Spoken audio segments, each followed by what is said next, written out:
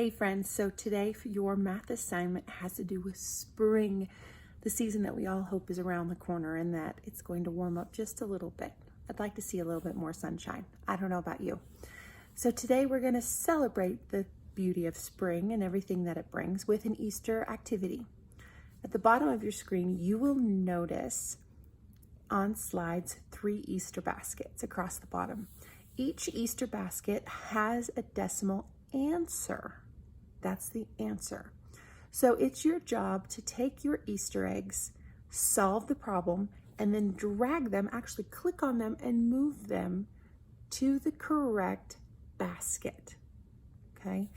That's how we will check. We're looking for certain eggs in certain baskets, making sure you got the right answer.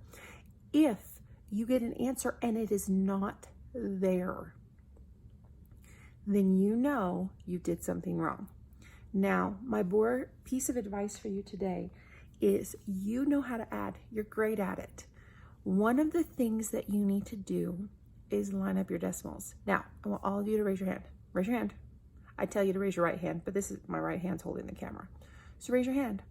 Yes, you, even you, sitting on your bed watching this video, pretending this is not important. Raise your hand. Say, I promise. I will not solve this in my head. Say it. All right. Now, some of you that are struggling, one of the things that we're struggling with, it's not that you can't add, you can. You're marvelous at it. The problem is we are not lining up our place values correctly. So here's my suggestion for you. First of all, write down every problem. That's the first step. When students try to add across or in weird directions, it doesn't always work. So my suggestion would be something like this. Sorry if it's backwards to you. I can't tell from over here. But I would make a whole bunch of line columns, and then I would write my problem inside it, just like I've done here. That way I can line up my decimals and make sure they're in the same location.